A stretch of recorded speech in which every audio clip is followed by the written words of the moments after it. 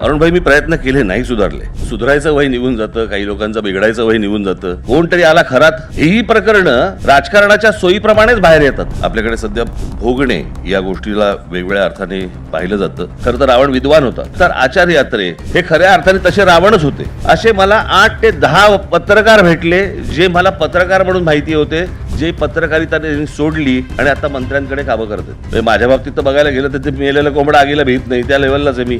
जेव्हापासून आलोय तेव्हापासून जोडतातच आहेत मला. टोचून होत नाही, जे शिवी देऊन होत नाही, जे अजून काही होत नाही, पण जे व्यंगचित्रातनं नाही होत ते आमच्या थोबाडातनं होतं. हे ट्रोलिंग बिलिंग बघायचं नसतं. तुमचं चॅनल 24 तास चालावं म्हणून लोकांनी काय बातम्या तयार करायच्या का? व्यासपीठावरती उपस्थित असलेले अरुणभाई गुजराती, सौ राजेंद्र पै, आरती पुरंदरे सदावर्ते आणि माझे मित्र आणि पत्रकार कमलेश सुतार. आरतीची मगाशी आपण म्हटल्याप्रमाणे मी बुलेट ट्रेन चालवणार आहे. कारण ज्याचा सत्कार असतो, मला असं वाटतं त्यांनी जास्ती बोलावं. जो सत्कार करणार आहे त्यांनी का बोलावं? मला असं वाटतं कमलेश, तुम्ही बराच अजून बोलायला पाहिजे होतं. खरं तर मी हे सरकॅस्टिकली बोलत नाहीये. याचं कारण तुमचे अनुभव, तुम्हाला इतके वर्ष ज्या गोष्टी तुम्ही ज्याच्यातनं गेलेला आहात, ती गोष्ट नव्या पत्रकारांना समजली पाहिजे. टेलिव्हिजन माध्यमातनं लोकांपर्यंत गेली पाहिजे की पत्रकार हा काय भोगत असतो.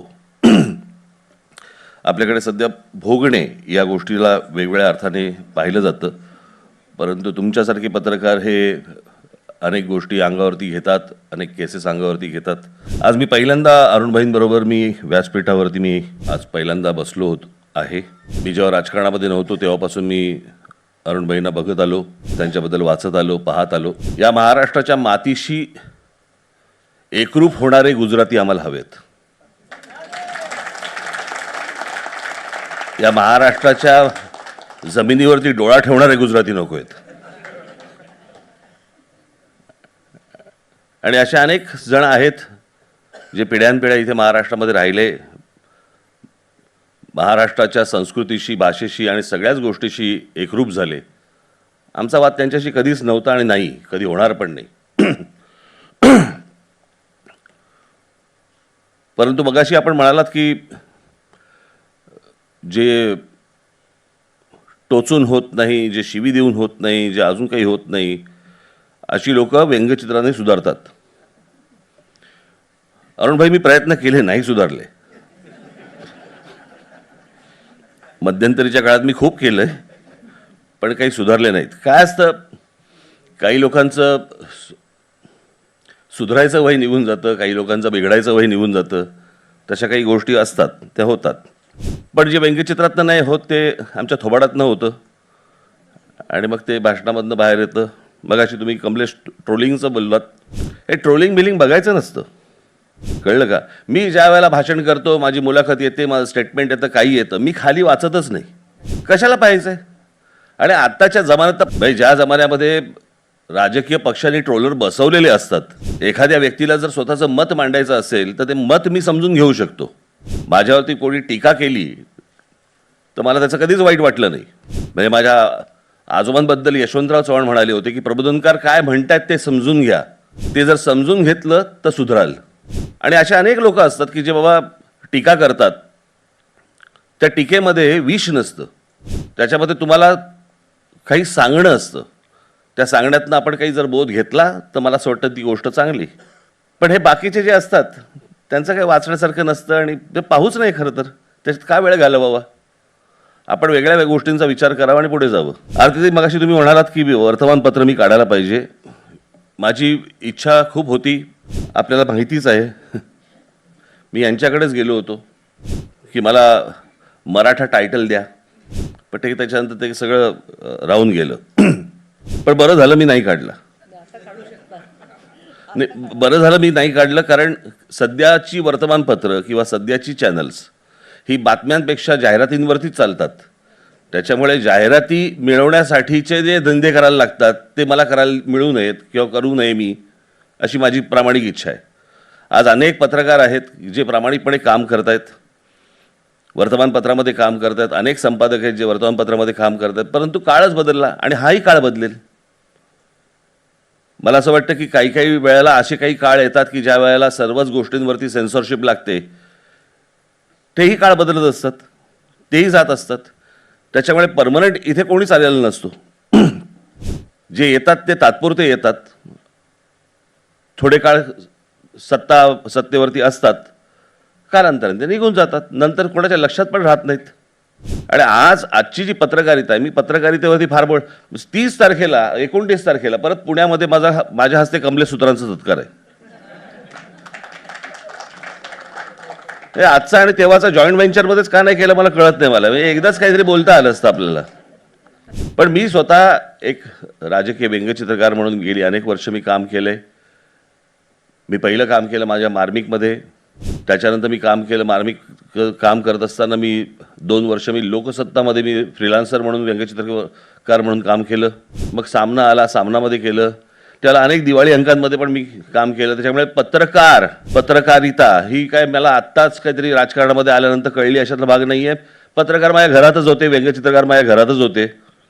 त्याच्यामुळे मी तेव्हापासून बघत आलो. आणि त्या सगळ्या काळामध्ये जे कानी पडायचं, पत्रकारिता म्हणून जे कानी पडायचं ते नाव होतं आचार्य यात्रे.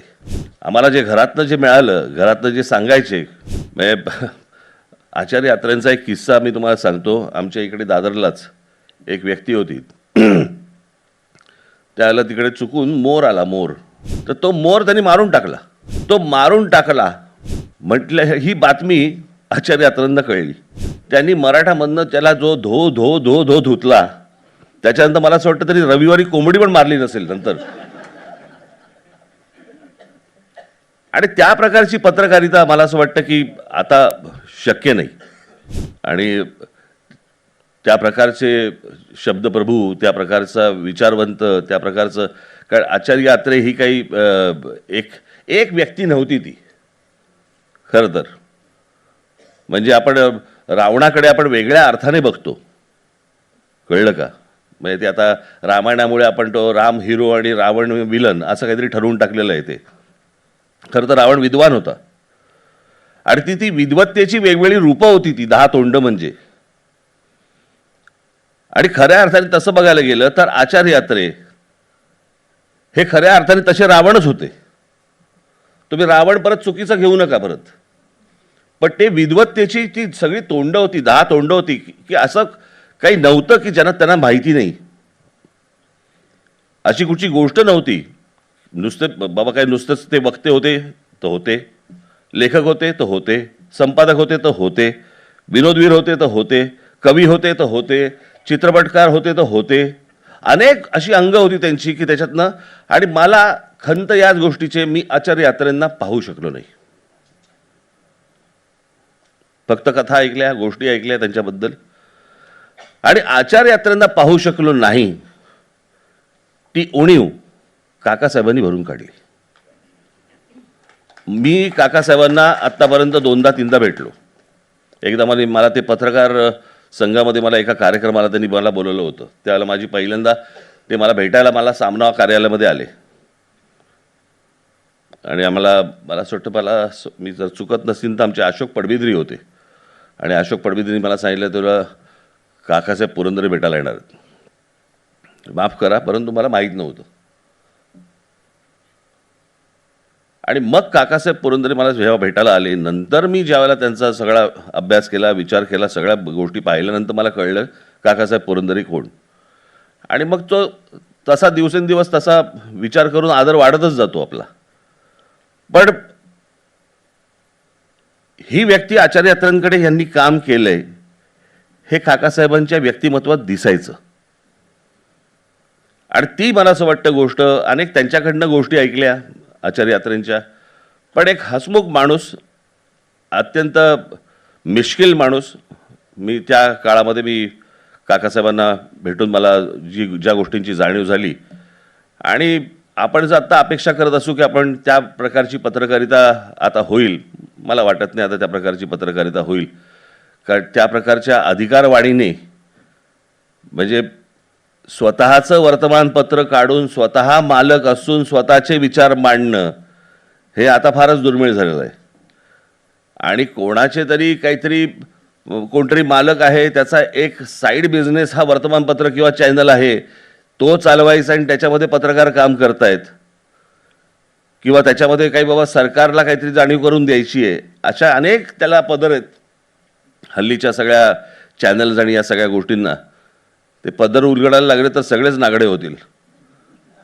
परंतु आपल्याला जाणीव आहे की आता सध्याची पत्रकारिता काय चालू आहे, आणि त्याच्यामध्ये होतंय असं की चांगले पत्रकार, चांगले संपादक हे त्याच्यामध्ये हकनाक त्याच्यामध्ये बळी जात आहेत, आणि त्यांच्याकडे बघण्याचा दृष्टिकोन बदलतोय लोकांचा. मी तुम्हाला आश्चर्य वाटेल, मी मध्यंतरी माझ्या एका भाषणामध्ये का कुठेतरी मी म्हणालो होतो, मी मध्यंतरी नागपूरला गेलो होतो ज्या वेळेला अधिवेशन चालू होतं. खरं तर माझा अधिवेशनाशी काही संबंधच नव्हता. मी गेलो होतो एका वेगळ्या गोष्टींसाठी, आणि त्यावेळेला ते अधिवेशन सुरू होतं. मी पोहोचलोय तिकडे, आलोय म्हटल्यानंतर मला एकनाथ शिंदेंचा फोन आला. मला म्हणाले, मला कळलं तुम्ही नागपूरला आलेला आहेत, विधान भवनात या, पण चहा प्यायला या. तर मी म्हटलं विधान भवनात नको, राहू देत म्हटलं, पण नंतर म्हटलं तुमचा सगळं कार्यक्रम आटपला. नाही नाही, या या या या म्हटलं. बरं, गेलो. अनेक जुने पत्रकार भेटले मला. म्हटलं काय रे सध्या कुठे आहेस? आता माझा विचारण्याचा उद्देश असा होता, सध्या कुठच्या चॅनलमध्ये आहेस, सध्या कुठच्या वर्तमानपत्रामध्ये आहेस, हा माझा उद्देश होता. म्हटलं सध्या कुठे? नाही नाही, या मंत्र्याकडे, मी त्यांचा सचिव आहे. पुढे गेलो, अजून एक भेटला. म्हटलं तू सध्या काय करतो? नाही नाही, ह्या मंत्र्याकडे आहे. असे मला 8 ते 10 पत्रकार भेटले, जे मला पत्रकार म्हणून माहिती होते, जे पत्रकारिता त्यांनी सोडली आणि आता मंत्र्यांकडे कामं करतात. काय अपेक्षा करायची? आणि मग कमलेश, जे मगाशी तुम्ही जे म्हणालात की बाबा आम्ही काहीतरी लिहिल्यानंतर पत्रकारच आमच्यावरती लिहितात, ते आता प्रश्न असा आहे की जे स्वतःच जे विकले गेलेले आहेत त्यांच्या मताला काय किंमत असणार आहे, आणि ती मतं आपण का घ्यायची, का विचार करायचा त्या गोष्टींचा? मी तर कधी करत पण नाही. माझ्या बाबतीत तर बघायला गेलं तर ते मेलेलं कोंबडा आगीला भीत नाही, त्या लेवललाच आहे मी. जेव्हापासून आलोय तेव्हापासून झोडतातच आहेत मला. पूर्वी एक आगा नावाचा नट होता, माहिती आहे तुम्हाला? आणि ज्याला लागा नाही आगा, त्याचे वडील, ते त्याला डबल लुक द्यायचे, असे एकदा बघायचे आणि मग परत बघायचे त्याच्याकडे. तसं माझ्याबद्दलचं चांगलं लिहून आलं तर मी असं पाहिलं, बघ माझ्याबद्दल चांगलं असंही होतं मला. असो, पण परंतु मला असं वाटतं की पत्रकारिता आत्ता ज्या प्रकारे त्रास सहन करते, पत्रकार ज्या प्रकारचे त्रास सहन करतात, मला येऊन पत्रकार सगळेजण सांगत असतात, बोलत असतात. अनेक प्रकारचे त्यांच्यावरती बंधनं आहेत, अनेक प्रकारच्या गोष्टी त्यांच्यावरती होतात. मला खरं तर तुम्हाला सांगतो, हे चॅनलची जे लोक असतात, मला त्यांचं तर भयंकर वाईट वाटतं, भयंकरच वाईट वाटतं मला त्या मुलांचं आणि त्या मुलींचं. कारण सतत काहीतरी त्या ऑफिसकडनं असतं, काहीतरी घेऊन या. अरे काहीतरी काय घेऊन येणार? मार्केट आहे का की पिशवी घेऊन निघाले, आता काहीतरी घेऊन या? कांदे चालतील का? नाही चालणार. मग अशी काय रोज तुमचं चॅनल 24 तास चालावं म्हणून लोकांनी काय बातम्या तयार करायच्या का? मिळू शकत नाही. मग काय उरतं? झुंजवा कोंबड्या, ते असं बोलले. तुम्हाला काय वाटतं? असं हे असं बोलले बरं का तुम्हाला, मग तुम्हाला काय वाटतं? मग ते जे पुढे आई बहिणीवरती जे जातं प्रकरण, मग ते काय बघायलाच नको पुढे. आणि एकूणच सध्याचा महाराष्ट्रामधलं एकूण राजकारणामधली लोक, त्यांची ती भाषा, ज्या प्रकारे सगळ्या गोष्टी, खरंच मला हा महाराष्ट्र, हा तोच महाराष्ट्र आहे का प्रश्न पडावा असा महाराष्ट्र आज झालेला आहे. म्हणजे आज कुठे तो साधू संतांचा महाराष्ट्र, कुठे आमचे गाडगे महाराज, कुठे हे सगळे होते, आणि काय आजची अवस्था काय आहे? शेताला पाणी नाही पण खराताला पाणी आहे.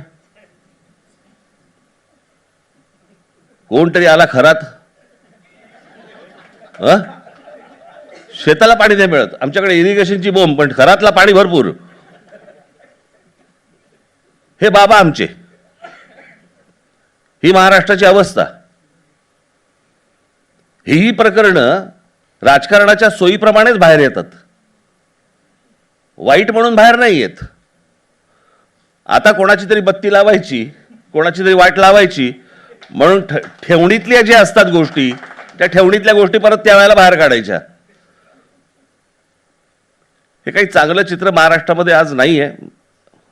आशा करूया भविष्यात ते लवकरात लवकर सुधरेल.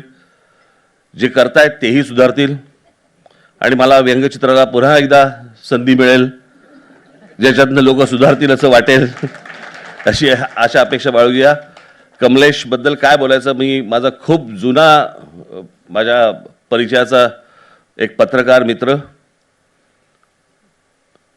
म्हणजे माझं जसं माझ्या बाबतीत बोललं होतं की राज ठाकरेचं लाडकं नाशिक, कमलेश पण नाशिकचा, त्याचा काही संबंध नाही बरं का, त्याचा काही संबंध नाही. परंतु कमलेशचा मी प्रवास खूप जवळून पाहिला आहे. त्याची पत्रकारिता करण्याची जी वेगळ्या अर्थाने घेऊ नका, परंतु तो चांगला शब्द खरं तर चांगला आहे तो, परंतु पत्रकारिता करायची जी खुमखुमी असते ना, ती अंगात असावी लागते, ती मस्ती अंगात असावी लागते. नुसतंच मी पत्रकार झालो आणि आता मी फक्त बातम्या देतोय नुसतं तेवढं चालत नाही. त्या प्रकारची ती शोधपत्रकारिता ही मला असं वाटतं की खूप गरजेची आहे. आचार्य यात्रांची पत्रकारिता वेगळी होती. ते ठोकायला माणसं शोधायचे, त्यांना पत्रकारिता नाही लागायची. आणि मगाशी ते पु ल देशपांडेंचं एक कोणतरी ते व्यक्ती, मी मगाशी नाव विसरलो, तो खूप वाचायचा, सखाराम गटणे. आजच्या मला या कार्यक्रमाला इथे बोलवलं आणि अत्यंत मी योग्य कसा आहे हे मगाशी सांगितलं गेलं. हे सगळं मला असं वाटतं ताई, आपण मगाशी बोलत असताना मला सतत तो सखाराम गटणे माझ्या डोळ्यासमोर फिरत होता की एकदा पु ल देशपांडे त्यांच्या कार्यक्रमाला गेले असताना तो म्हणाला होता की मी आपला अत्यंत खूप मोठा चाहता आहे आणि मी आपला आदर्श, मला साने गुरुजी आणि आपण असे दोघे माझे आदर्श आहात.